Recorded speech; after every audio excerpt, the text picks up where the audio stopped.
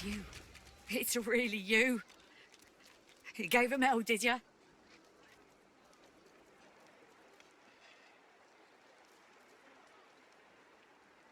She sits at full attention, utterly wrapped in your retelling. It may just be you. The one. You might be him.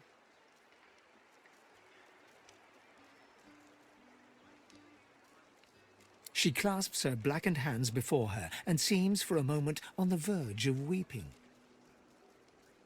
Then you're our best hope. You may become the one.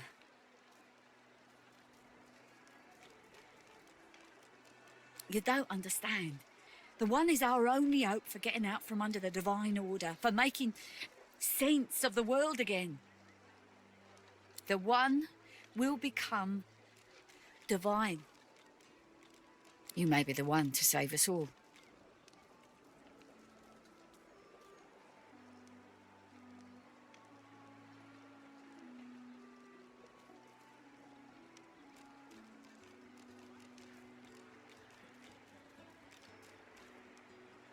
There's only one thing to do. I've got to set you free. Your collar. Let me take it off.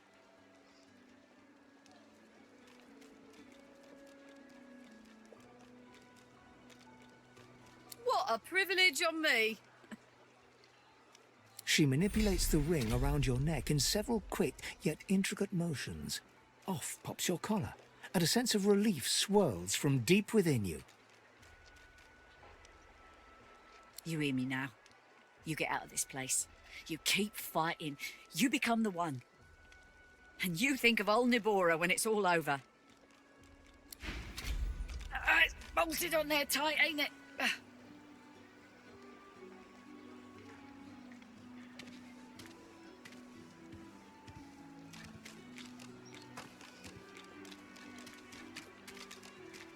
Yes.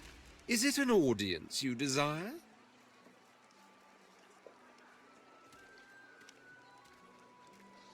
I intend to rule an empire one day, not a tiny outcropping in the sea, lording over gulls and guppy fish. To that end, I suggest we focus on the obvious. A farewell to Fort Joy and a hello to the mainland. Where's the oil? Of course, I'd much appreciate it if we managed to find a dreamer first.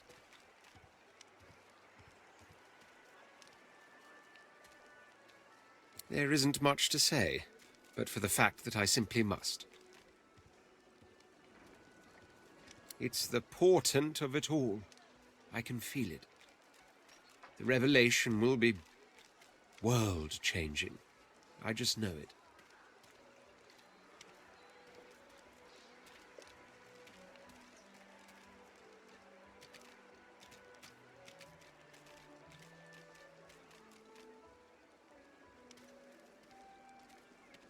And justified it is too.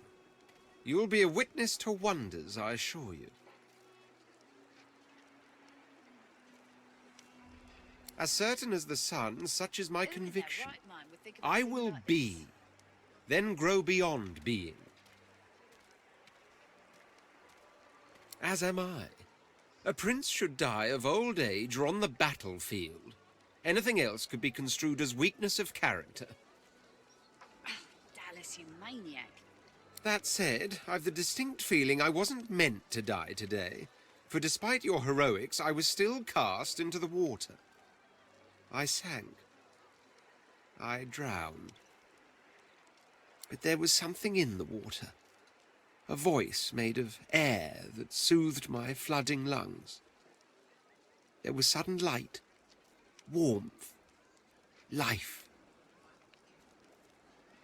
Truly. How intriguing. To hear a voice whilst drowning is a rather specific delusion to share, is it not? Still, I wonder if... He hesitates. Are you a religious person?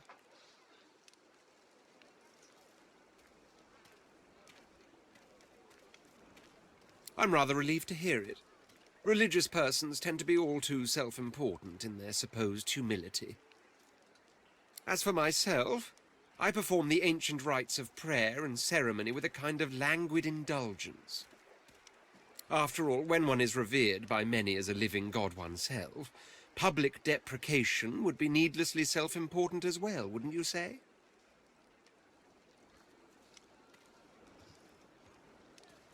There was a small incident which prompted my many rivals to move against me. Technically, they had the letter of the law on their side. Such a nuisance, the law. Quite necessary to keep the common in line, of course, but one such as myself it should exempt as a matter of course. What I meant was that, being authority, I shouldn't be under any thumb. I had thought that was perfectly obvious. Sadly, that enlightened point of view quite clearly turned out to be academic. If not, we wouldn't be having this very conversation. I hardly know you as yet. Let's leave some mystery in the relationship, shall we? We can exchange criminal records later.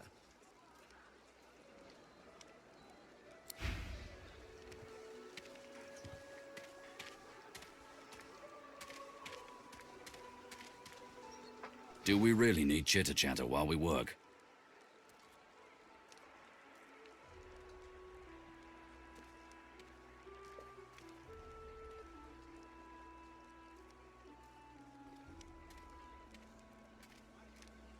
I am too, I must say. Good to know someone's got your back when the going's tough. Well, I've got a contract to complete. After that, getting the hell out of Fort Misery seems the best option. I figure we track down my inside man, and then we take it from there.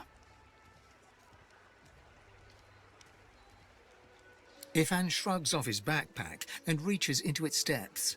After rummaging around, he holds out a tattered page to you, upon which you can see a broken wax seal in the shape of a wolf's paw. Have a read of my contract and find out. Bolted on there tight, ain't it?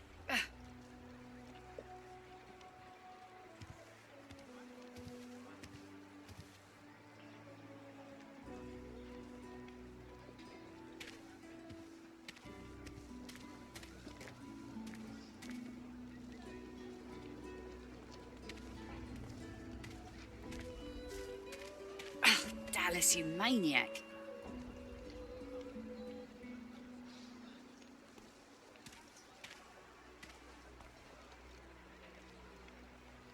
So, time to find this Boris fellow.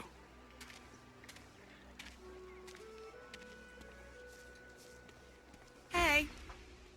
Hi.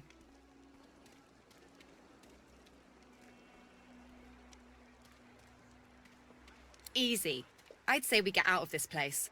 Dunno how long they plan to keep us here, but I'd rather not find out.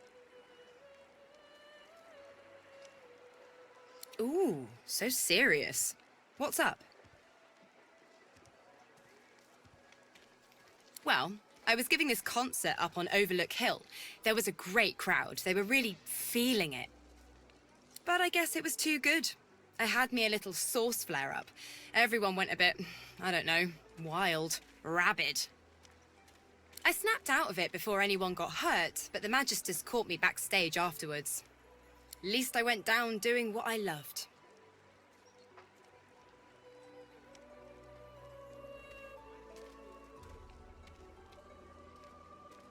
Course I do. What's your poison?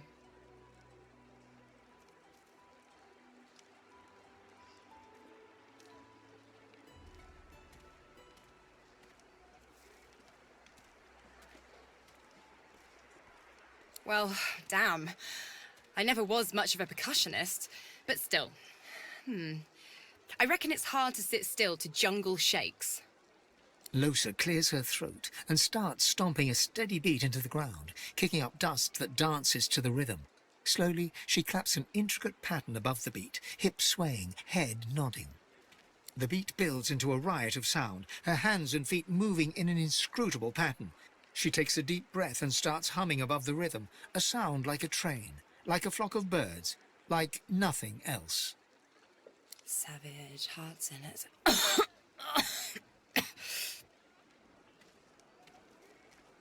In a savage... Oh!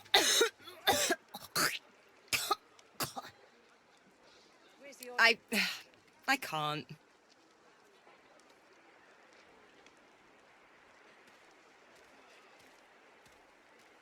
It's nothing. It's nothing. Let's keep moving. The sooner I find a way to get this bloody thing out of my head, the better. How very sweet of you to notice. I know, it's weird. One of the many side effects of the visitor upstairs. She drums on her forehead with 2 fingers, smiles grimly, and shrugs. They used to be blue. Oh well.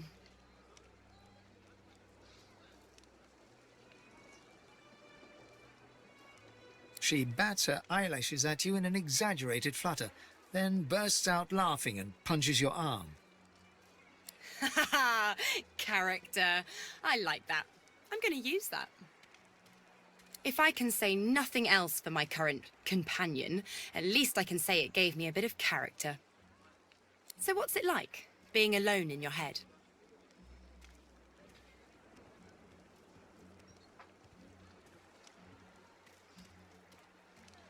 Dallas, you maniac.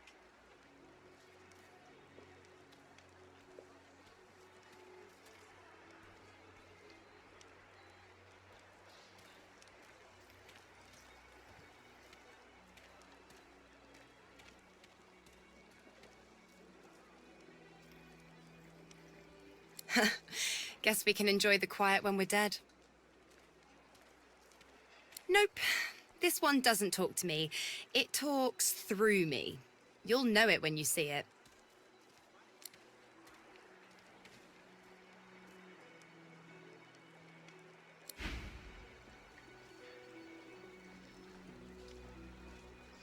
She looks at you with wet eyes and manages a wink before returning to her work.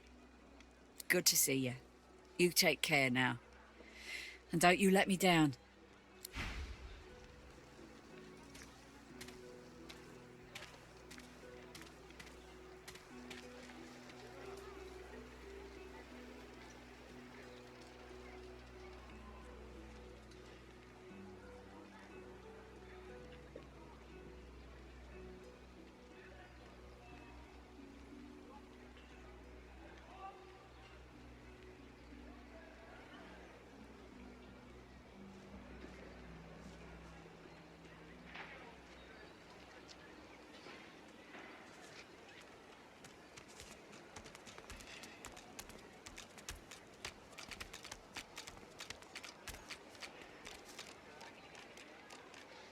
Not too worse for wear, are you?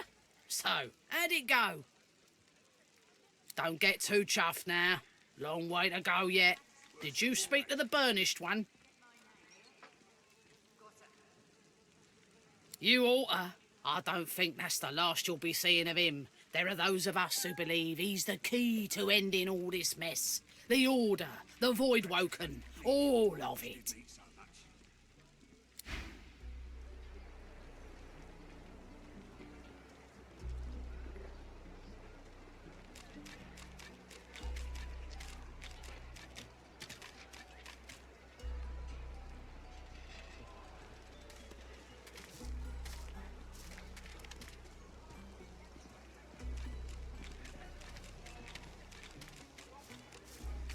Don't tell anyone where you got this, eh? Got it? Ain't fit for beasts.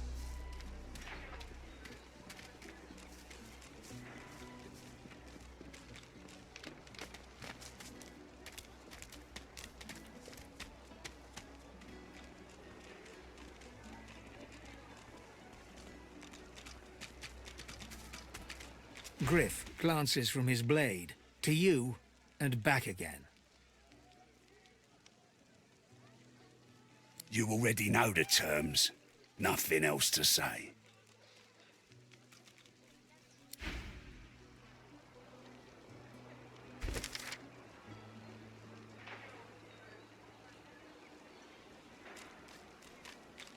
Perhaps if those bleeding dwarves didn't eat so much.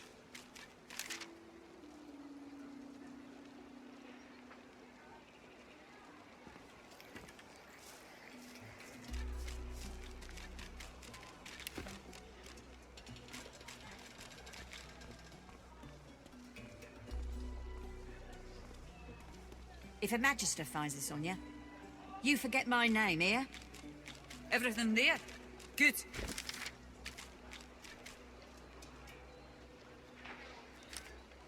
Worse than war rations, these.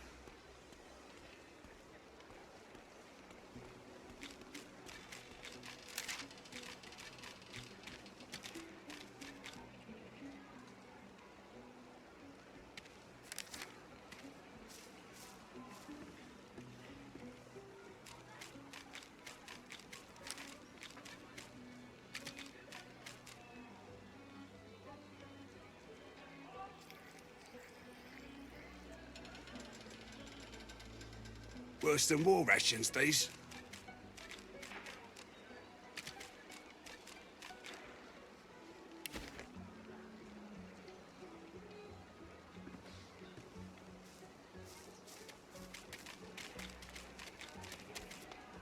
An elf, caked in mud and blood, looks up at you from the bottom of the cage.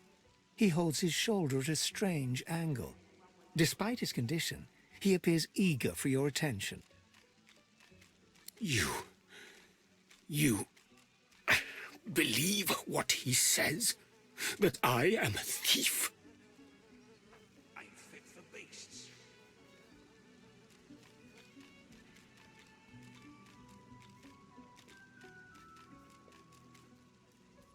Everything there? Good. Perceptive. Like most men behind bars, I'm innocent. Like most of us here on the island, in fact. Aren't you like me, looking for a way out?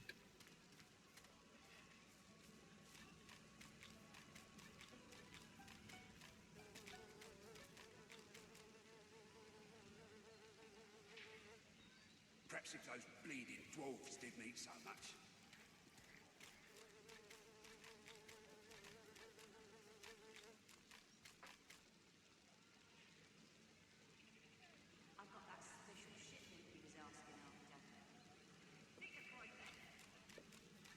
Some people settle in. They don't go poking around in Griff's kitchen. They find a quiet place, wait their turn. Not you.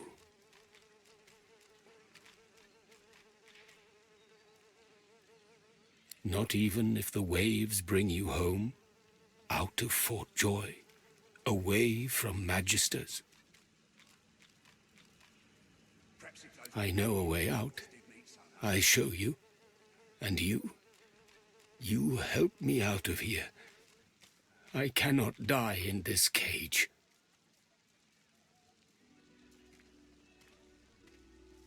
Trust is all we have here. I do not counterfeit. I have honor. Finally, progress. Griff releases me if he sees I do not have what he misses. You must find who steals them. After I am free, you are free. I see no one. In fact, I only hear the sound of Griff clearing his throat. You know how he does. Like so. For some time, I think Griff takes his own supplies. But I see the anger in him that he does not find it. He truly does not find what he seeks.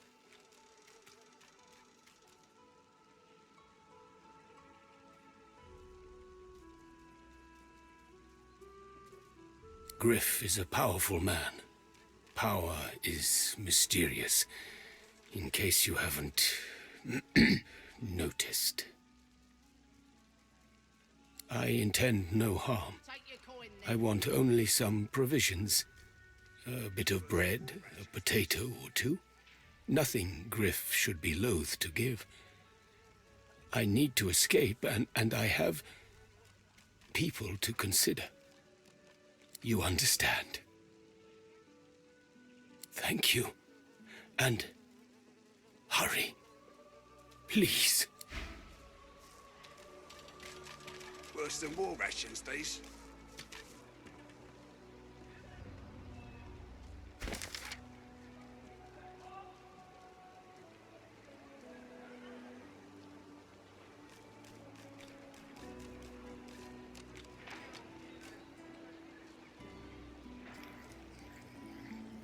ain't fit for beasts.